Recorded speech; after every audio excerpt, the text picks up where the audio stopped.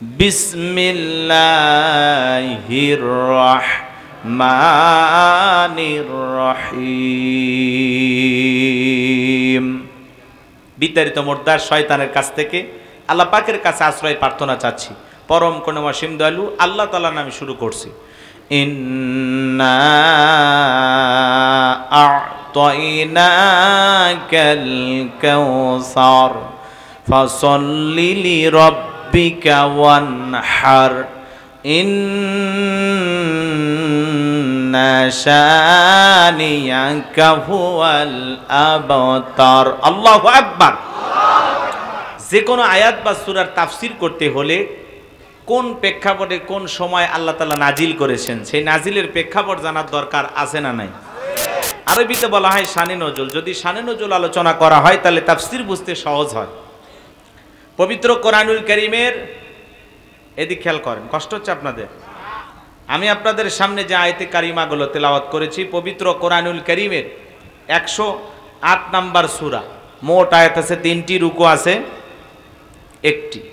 বিশ্বনবীর মক্কার জিন্দেগিতে আল্লাহ তাআলা এই সূরাটি নাজিল করেছেন। এই নাজিলের সময় প্রেক্ষাপটটা কেমন ছিল, কোন প্রেক্ষাপটে আল্লাহ তাআলা তার হাবিবের ওপরে সূরা কাউসার নাজিল করেছেন সেই নাজিলের প্রেক্ষাপট জানার দরকার আছে না নাই? এরপরে আমরা মূল তাফসীরে প্রবেশ করব ইনশাআল্লাহ। কষ্ট হবে? তাহলে সূরার নাম একটু জোরে বলেন, কি নাম? আর একটু জোরে, আরো জোরে, উঠেই যাবে। হ্যাঁ, একটু মিছিল করার অভ্যাস করেন। 16 বছর মিছিল করতে পারেননি, সামনে মিছিল করার দিন আসবে ইনশাআল্লাহ। হ্যাঁ, একটু মাঝে মাঝে আমার সাথে কথা বলবেন।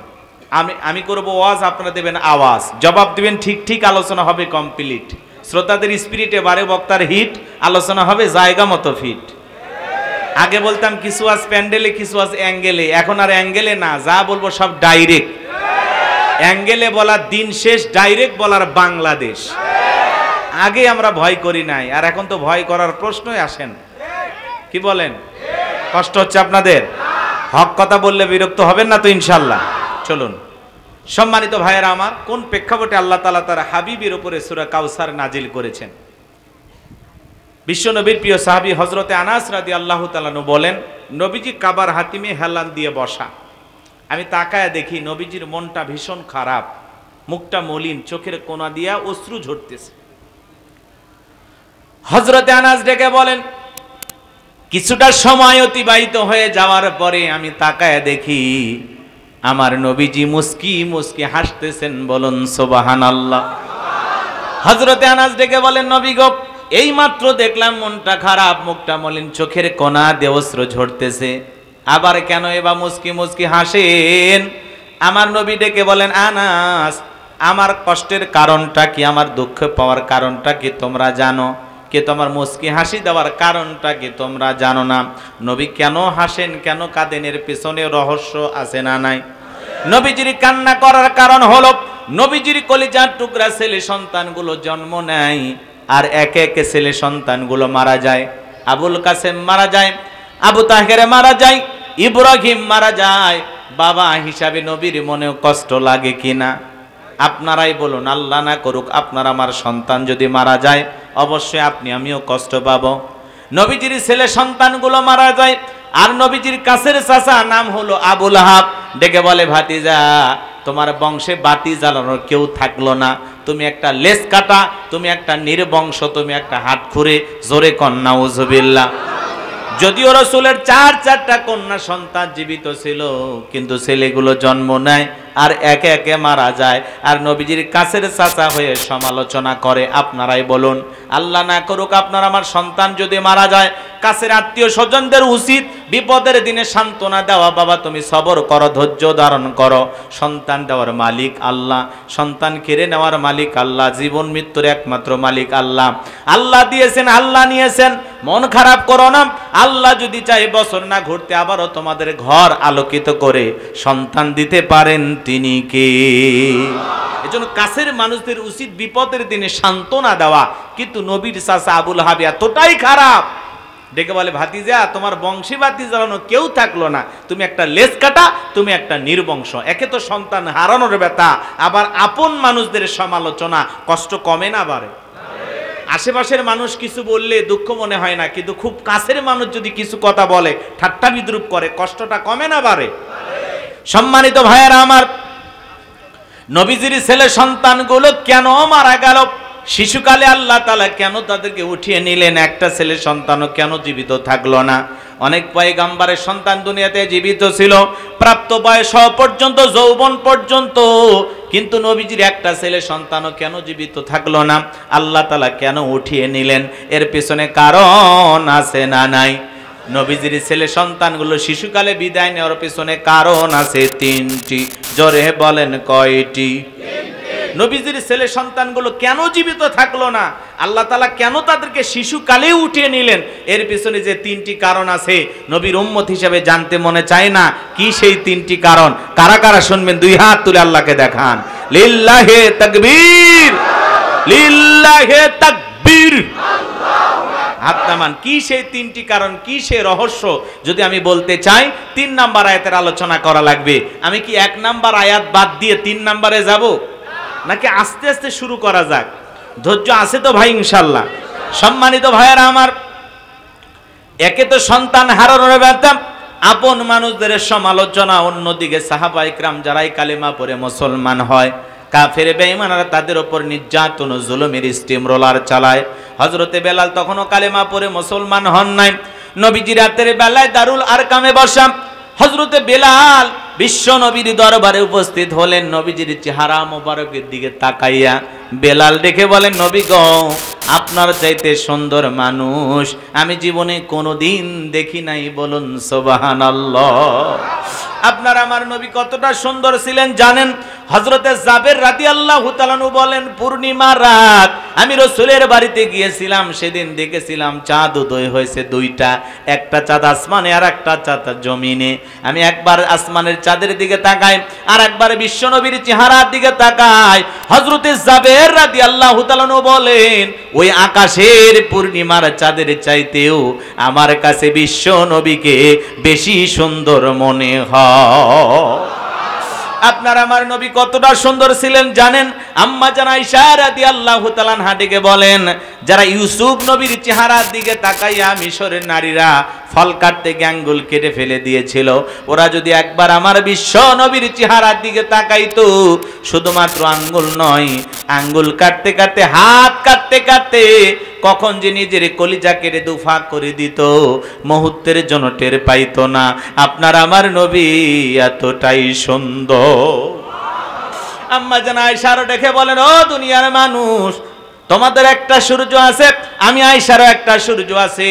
তোমাদের সূর্য উদয় হয় দিনের বেলায়, আর আমি আয়েশার সূর্য উদয় হয় রাতের বেলায়। আম্মা জান আয়েশা একদিন সেলাইয়ের কাজ করতেছিলেন, হাত থেকে সুইটা পড়ে গেল, বাতিতে কোনো তেল ছিল না, বাতি জ্বালাইতে পারলেন না, অপেক্ষায় বৈশা থাকলেন। বিশ্বনবী যখন এশার সালাত আদায় করার পরে ঘরের ভিতরে প্রবেশ করলেন, নবীজি ঘরের ভিতরে প্রবেশ করে সর্বপ্রথম আম্মা জান আয়েশাকে সালাম দিলেন। নবী ঘরে ঢুকে স্ত্রীকে কি দিলেন? এই ছেলে, এটা গল্প করার জায়গা, দুইজন আলাদা হয়ে যাও। তোমরা কথা বললে আমার কষ্ট হবে বাবা, আমি আজকে বলবো, তোমরা শুনবা, ঠিক আছে? এতই গল্প, মানে তোমরা বন্ধু নাকি? সেই গল্প, মানে আমি ওয়াজ করতেছি, ওদের গল্প আমার কানে চলে আসতেছে। গোপন কথা এই জায়গায় বলো না, পরে মামলা খাবা, চুপচাপ থাকো। কষ্ট হচ্ছে আপনাদের? সম্মানিত ভাইয়েরা আমার, দিল দিয়া কথাগুলো বোঝার চেষ্টা করবেন বাজান। নবীজি ঘরে ঢুকে স্ত্রীকে সালাম দিলেন। আপনি আমি যখন বাড়িতে প্রবেশ করি, এই অভ্যাস কি আমাদের ভিতরে চালু আছে?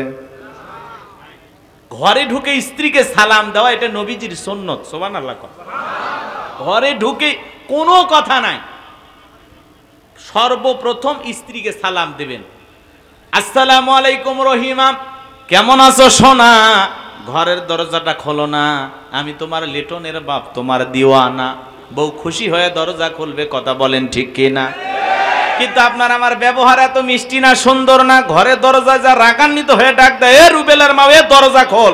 বেশি দেরি হলে দরজা ভাঙ্গে ফেলে দিয়া, আজ তোর পিঠের ওপর কি যে হবি রে।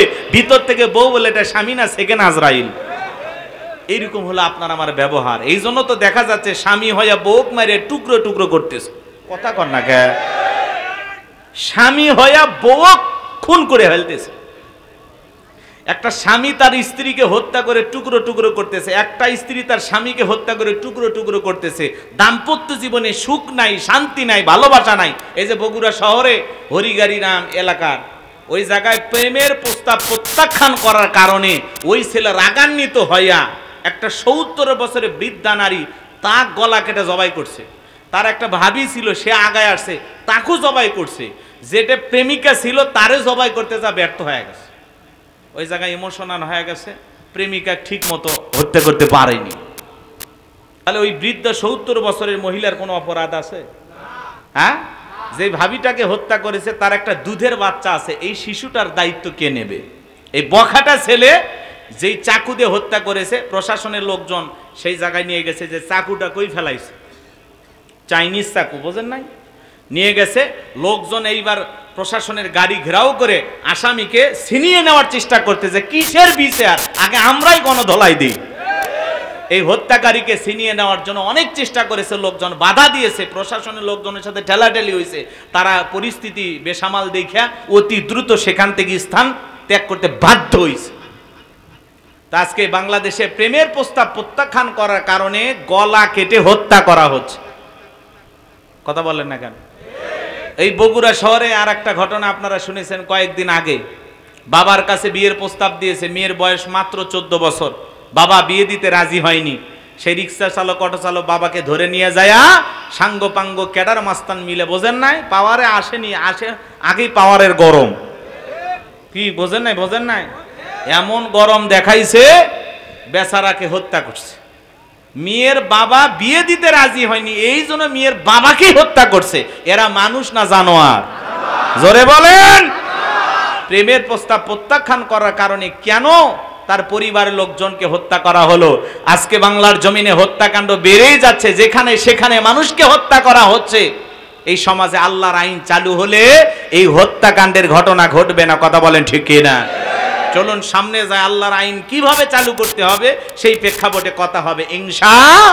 আল্লাহর বিধানে শান্তি, আল্লাহর বিধানে মুক্তি, আল্লাহর বিধান এই জমিনে চালু না হওয়া পর্যন্ত এই সমস্ত নোংরামি হত্যাকাণ্ড বন্ধ হবে না। কথা বলে ঠিক কিনা? সম্মানিত ভাইরা আমার, দিল দিয়া কথাগুলো বোঝার চেষ্টা করবেন। আমি যে কথা বলতে চাচ্ছিলাম, বাজান, ঘরে ঢুকে বিবিকে সালাম দিবেন, দেবেন তো ইনশাআল্লাহ। লোকজন যদি না থাকে বইয়ের হাতটা ধরে মুসাফা করবেন। এ যুবক, কার হাত? এ কথা কয় না, বিয়ে করো নাই বাবা, তো একটু জোরে কথা বলেন। কার হাত? বইয়ের হাত। পাশের বাড়ির ভাবির হাত না, ধরলে ঝাঁটা দিয়ে পিটাবে। বইয়ের হাত ধরে মুসাফা করবে। একেবারে লোকজন যদি নাই থাকে, ফাঁকা ময়দান যদি